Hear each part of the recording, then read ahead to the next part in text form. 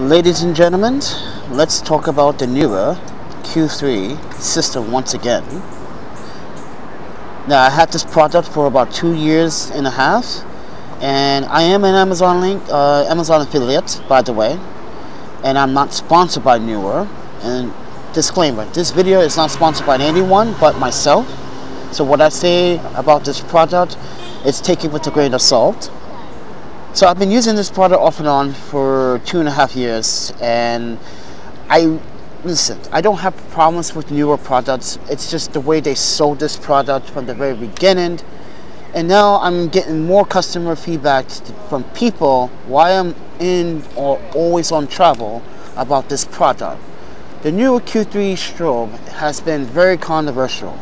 It's been working for some people, it doesn't want to work for some people. And it does work for some people in certain cases. But one of my subscribers or a viewer wanted to know, was there supposed to be a noise feature or a noise vibration motor that suggests that the motors for the Q3 strobe is working. Now, from my experience, it never has worked. And honestly, I'm going to tell you from my experience, I never heard a motor work in this particular strobe. I know it's kind of weird to not hear a motor not change the zoom feature. And you guys are probably going to ask this question: why would you want to use the zoom feature in the first place? Well, the zoom features also help you control the spread. This is why you use modifiers also to actually perfectly get the spread that you want, on top of the zoom feature that these two devices, which is the trigger and the strobe, that can provide. But you can only control the strobe using the trigger.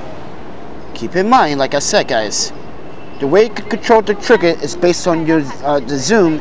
Is you select zoom, click the button here. Oops, click the button here when it's highlighted, and then you can change that. But keep in mind, when you're using a full frame sensor with the 50mm, that is a 50mm equivalent, so you change it to 50, right? If you want to use a 85, you use 80. Let's say now you have an APS-C sensor and you're using full frame lenses on a cropped sensor. It depends on your lens. Do the math. So if you're using Canon 1x7, you get to what? If you're using 85, you get a 105. So you change it to 105. But you get the point. But there's no sound for the zoom feature. But with that said, everyone, let's start this video off by adding, please do subscribe to this channel. Please support the channel. It really does help, guys. Ladies and gentlemen, I am ThePandaPhotographer, and I've been using Neewer products off and on for a long time. So with that said, everyone, what you want to hear is about what is this multifunction. Now, most of you guys may not use this feature, but if you're sports, action sports, or you do environmental shoots, this is going to be very useful. So with that said, we're going to go to the modes. So what mode you want to be on is multifunctional mode.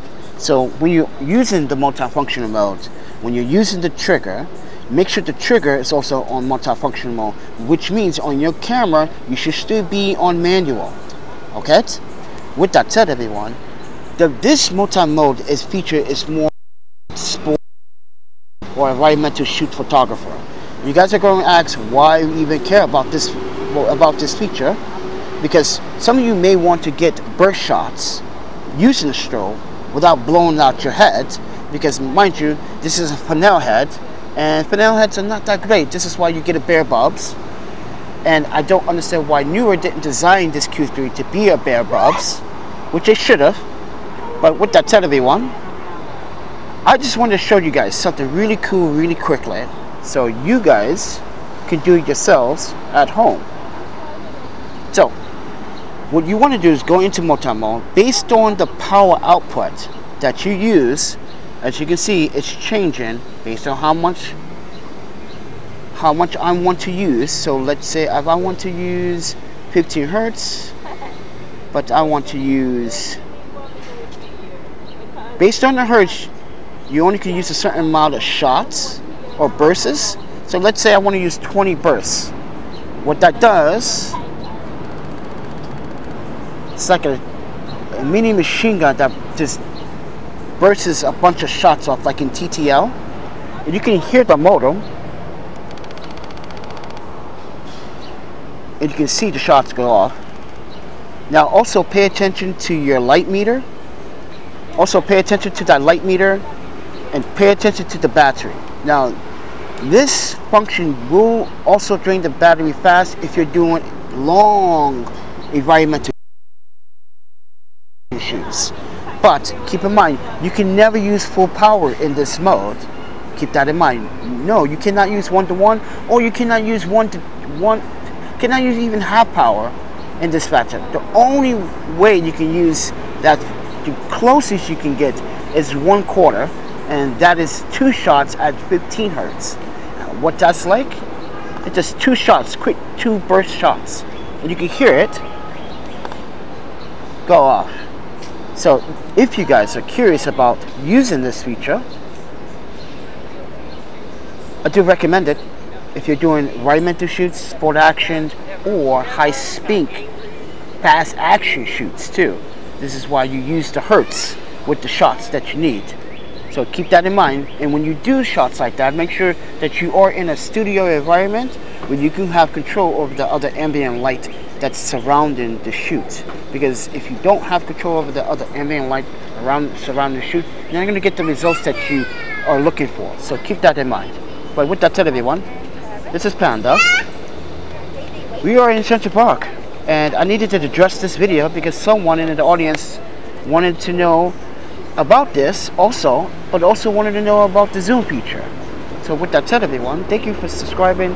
Guys, support the channel financially if you can. There's Amazon links to all the stuff that I use on a daily. I'm taking the time out to stop for this one subscriber to answer his question on video. So with that said, everyone, I appreciate it, and I see you guys in the next video. Eat, seek, photography, videography, repeat. See ya.